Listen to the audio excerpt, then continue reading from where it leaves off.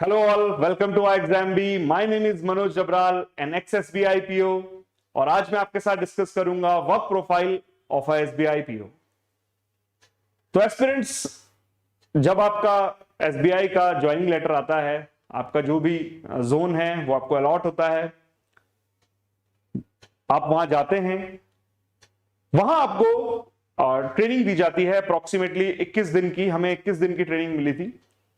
उस training period में आपको जनरल बैंकिंग से रिलेटेड, आपके सॉफ्टवेयर से रिलेटेड आपको ट्रेनिंग दी जाती है, कैसे इसमें काम होता है, कैसे हम काम करेंगे। ये ट्रेनिंग आपको कुछ स्पेशलिस्ट होते हैं बैंक के ही, वो आपको ट्रेन करते हैं और काफी फ्रेंडली इन्वायरमेंट होता है। अलग अलग सिटीज से आपके कलीग्स होते हैं, उनसे आपको मिलने का मौका मिलता है और ये एक इन हाउस ट्रेनिंग फैसिलिटी होती है जिसमें आपको रहने का, खाने का सारी अरेंजमेंट होता है जो एसबीआई करता है।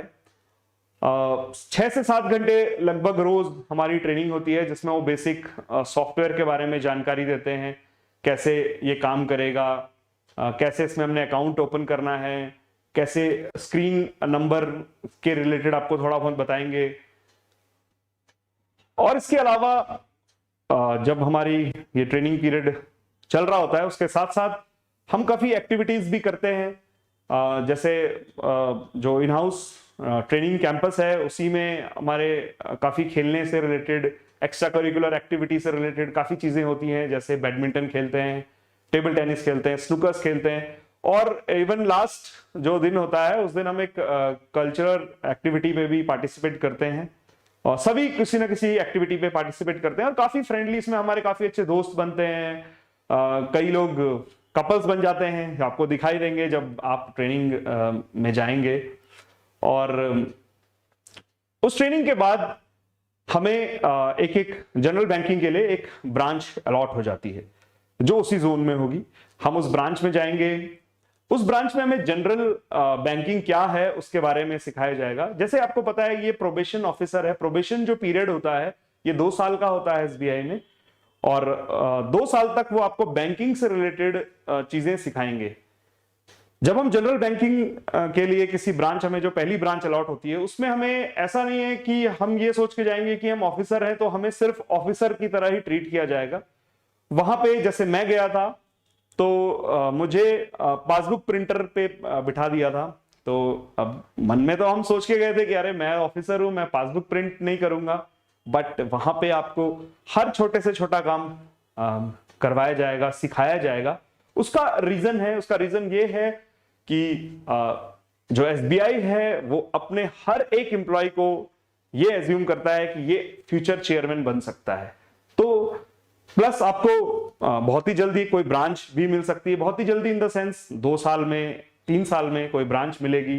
तो उसमें आपको उन सभी टीम मेंबर को टैकल करना है, उन सभी टीम मेंबर को लीड करना है जिनका छोटे से लेके बड़ा काम है।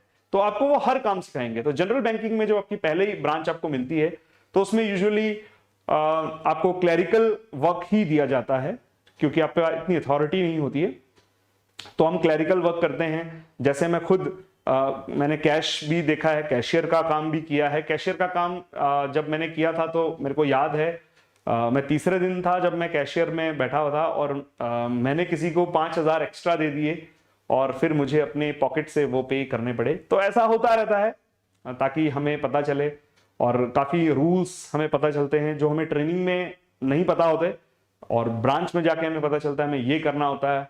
बहुत सारी चीजें हैं, केवाईसी से रिलेटेड काम आपको करने को मिलेगा, यानी जो जनरल बैंकिंग में हम देखने को मिलता है। जैसे क्लाइंट्स आते हैं, वो अपनी पासबुक प्रिंट कराते हैं, वो अपनी छोटी मोटी क्वेरी आपसे पूछते हैं और आपको जैसे जैसे उनसे बात करने का मौका मिलता है वैसे वैसे आप उन चीजों को सीखते हैं कि कैसे इस तरह की कंडीशंस को कैसे हैंडल किया जाता है, इस तरह के क्वेरी को कैसे रिजॉल्व किया जाता है एंड सो ऑन।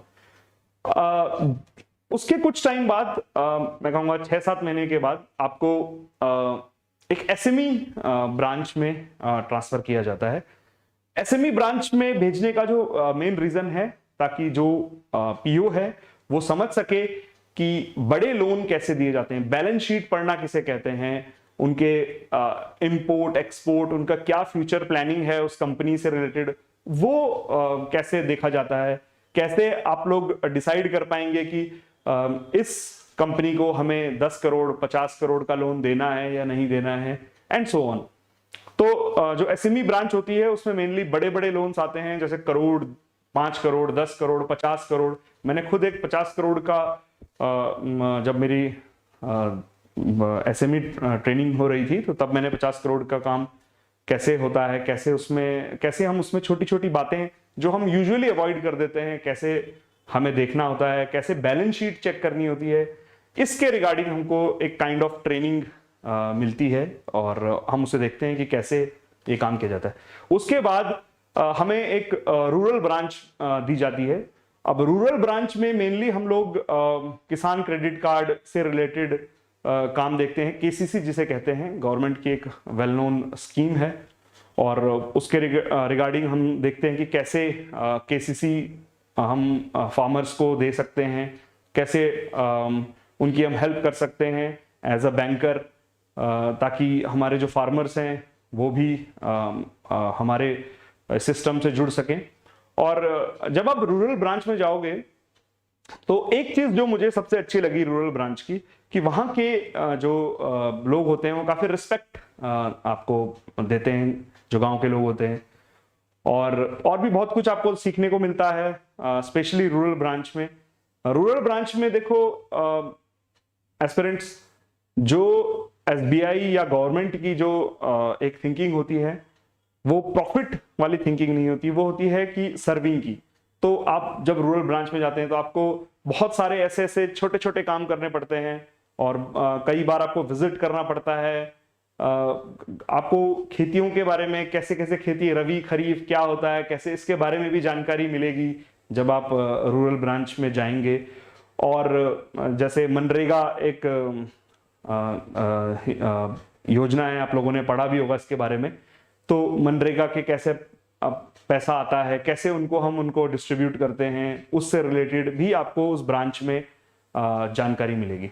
तो ओवरऑल 2 साल में एसबीआई क्या कर चाहता है कि जो भी उसका पीओ है वो 2 साल में एसबीआई का एक वर्क कल्चर समझ सके, बहुत अच्छे से समझ सके। और सिर्फ वो ऐसा नहीं है कि आपको सिर्फ पढ़ा दिया, वो आपको अच्छे से एक एक चीज में प्रैक्टिकली आपको इन्वॉल्व करेंगे, और फिर आप उससे एक बहुत अच्छी लर्निंग ले सकोगे कि कैसे हमें बड़े लोन देखने हैं, कैसे हमें जनरल बैंकिंग देखनी है, कैसे हमें केसीसी देखना है। अब ये सब जो एसबीआई आपको 2 साल में सिखाती है वो इसलिए करती है ताकि आने वाले टाइम पे, जैसे आपका जब ये 2 साल का पीरियड पूरा हो जाता है तो मेनली तब आप जाके वैसे आप देखो जो पीओ होता है वो ऐसा कोई ऐसा वर्ड नहीं है। PO is a probation officer, पर आपकी जो पोस्ट होगी वो काइंड ऑफ स्केल 1 होगी, आप स्केल 1 ऑफिसर होंगे।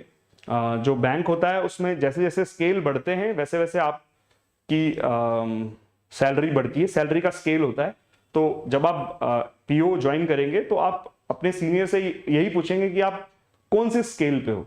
हम लोग ज्यादातर देखते हैं जैसे ब्रांच मैनेजर है, तो ब्रांच मैनेजर का मतलब ये नहीं है कि हर कोई ब्रांच मैनेजर इक्वल है। ब्रांच मैनेजर उसके स्केल पे डिपेंड करेगा, अगर वो स्केल 2 ब्रांच ऑफिसर है या स्केल 3 ब्रांच मैनेजर है या स्केल 4 ब्रांच मैनेजर है। स्केल 4 ब्रांच मैनेजर भी मिलेंगे, सर्कल मैनेजर भी मिलेंगे। तो जैसे जैसे आपका प्रमोशन होगा वैसे वैसे आपका स्केल बढ़ता जाएगा, और बैंकिंग में स्केल वाइज ही हम एक दूसरे को पूछते हैं कि आप कौन से स्केल के हो, एंड सो ऑन। तो जो उन्होंने 2 साल की आपको ट्रेनिंग दी है, उसके बाद आप किसी ब्रांच में जाएंगे एज असिस्टेंट मैनेजर, या ये भी हो सकता है कि आपको छोटी सी कोई ब्रांच दे दी जाए, ऐसा भी होता है। तो यूजुअली ऐसा कम होता है, लेकिन चांसेस आर देयर कि आपको कोई ब्रांच दे दी जाए।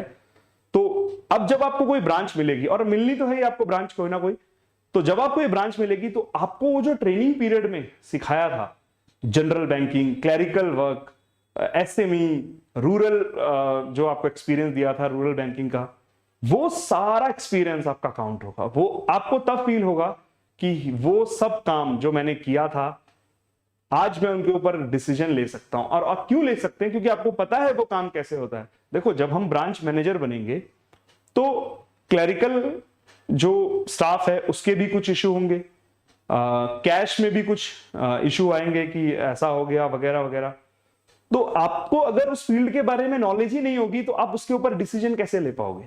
तो यही रीजन होता है कि एसबीआई आपको, जब आप पीओ रहते हैं तो वो आपको जनरल बैंकिंग में क्लरिकल जॉब भी कराती है। एसएमई जब आपको ब्रांच दी जाती है तब आपको लोन कैसे दिया जाएगा, कैसे बड़े बड़े लोन को हम बैलेंस शीट चेक करेंगे वो सिखाते हैं। रूरल बैंकिंग भी आपको सिखाते हैं ताकि ओवरऑल आप एक एक्चुअल बैंकर बन पाए। तो एस्पिरेंट्स, अगर आप ये सोच के जाते हैं कि हम एसबीआई में ज्वाइन करेंगे, एसबीआई क्या किसी भी बैंक में ज्वाइन करेंगे और 10 से 5 जॉब करेंगे, तो आप को मैं ये बता दूं कि आप एक बिल्कुल गलत फहमी लेके जा रहे हैं। क्योंकि मैंने भी यही सोचा था जब मैं एसबीआई ज्वाइन किया था, तब मुझे लगा था लाइफ बहुत मजे में कटेगी, 10 बजे ऑफिस जाएंगे, जो मूवी में देखते हैं 10 बजे जाओ चाहे 11 बजे जाओ कौन पूछने वाला है, और आराम से 4 बजे घर आएंगे, 2 घंटे का लंच करेंगे। बट बैंक में ऐसा कुछ नहीं होता। बैंक में आपको एग्जैक्ट टाइम पे ही पहुंचना है, क्योंकि उसमें जैसे की से रिलेटेड भी एक कुछ काम होता है। जैसे स्पेशली जो छोटी ब्रांच होती है तो उसमें असिस्टेंट मैनेजर जो होता है उसके पास एक चाबी होती है, चाबी लॉकर की जो चाबी होती है उसका भी रजिस्टर्ड होता है। तो एक चाबी जो कैश ऑफिसर होगा उसके पास होगी, एक चाबी आपके पास होगी। तो जब तक वो दोनों चाबी ओपन नहीं होंगी तब तक लॉकर ओपन नहीं होता, एंड सो ऑन। ऐसे बहुत सारे काम होते हैं बैंक में जिसमें आपको एग्जैक्टली टाइम पे ही जाना होता है। और प्लस ऐसा भी नहीं है कि 5 बजे के बाद हम घर चले जाएंगे। 5 बजे के बाद देखो हम लोग जब देखते हैं कि भाई सुबह 10 से 4 बैंक खुलता है, उसके बाद बैंक बंद। बैंक बंद नहीं होता, उसके बाद जो पीओ हैं, जो मैनेजर्स हैं, उनका असली काम स्टार्ट होता है, क्योंकि बहुत सारे पेंडिंग काम होते हैं बैंक में, वो करने होते हैं। जैसे आप लोगों को मैं बताना चाहूंगा कि बैंक में एक तरीका होता है किसी भी चीज को करने का। एक मेकर होता है, एक चेकर होता है। मेकर मतलब सपोज करो मैंने कुछ एंट्री करी, मैंने सपोज करो करा कि 2 लाख रुपए किसी के अकाउंट में ट्रांसफर करने, तो जो मैंने एंट्री करी है उसे कोई पास करेगा, कोई पासिंग ऑफिसर होगा वो पास करेगा। बैंक में हर किसी के पास एक पावर होती है, ठीक है। वो पावर, जैसे एक क्लर्क है तो उसके पास 20,000 की पावर है, तो 20,000 रुपए तक का जो ट्रांजेक्शन है कैश का, वो बिना किसी की हेल्प के वो खुद ही एंटर कर देगा और खुद ही वो एग्जीक्यूट भी हो जाएगा। लेकिन जैसे ही 20,000 से ऊपर की कोई ट्रांजेक्शन होगी कैश में, वो उससे जो ज्यादा पावर का होगा उसको ट्रांसफर करेगा। तो वो क्यू एक जनरेट होती है, उसका एक नंबर होता है, उसे हम चेक करते हैं।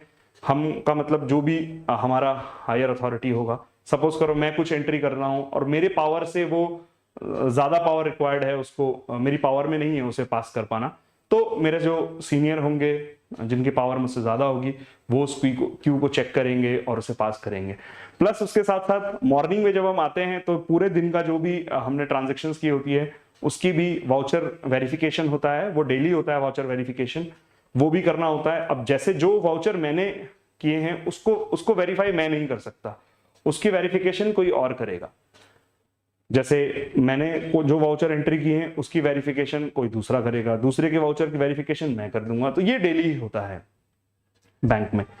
और प्लस जो लोन से रिलेटेड क्वेरीज होती हैं उन्हें यूजुअली जो बैंक होता है वो आफ्टर बैंकिंग आवर्स ही चेक करता है। तो बैंक में आप ये मान के चलो कि मिनिमम आपको 6 से 7 तो बज ही जाएंगे घर जाने में, और कभी 8 भी बजते हैं, 9 भी बजते हैं। ऐसा नहीं है कि मैं 7 बजे बोल दूं तो 7 बजे नहीं। इवन जब मैं मन में सोचता था कि जब मेरे को कोई ब्रांच लीड करने का मौका मिलेगा तो मैं ये सब बंद करूंगा, एग्जैक्टली 6 बजे ब्रांच बंद कर दूंगा, ये मैंने सोचा था। लेकिन जब मुझे एक छोटी सी ब्रांच मिली तो मुझे पता चला कि ऐसा पॉसिबल ही नहीं है, क्योंकि बैंक का काम कभी खत्म नहीं होता। इवन हम 8 बजे भी जाते हैं तो बहुत सारे काम ऐसे होते हैं जो हम कल के लिए पेंडिंग छोड़ देते हैं। अब वो कल के काम ऐसे बढ़ते चले जाते हैं। तो ये एक थोड़ा सा ड्रॉबैक मैं आपको कहूंगा है बैंकिंग का, कि आपको काम तो करना ही पड़ेगा। और काम क्यों ना करें, क्योंकि इतनी हैंडसम सैलरी एसबीआई देता है। इसकी सैलरी से रिलेटेड हम एक वीडियो जरूर बनाएंगे। तो तब तक के लिए subscribe to exam B and thank you very much. और अगर आपके कोई भी क्वेश्चंस हैं तो प्लीज कमेंट सेक्शन में मुझे जरूर बताइए, मैं 100% उसके आंसर करूंगा। Thank you.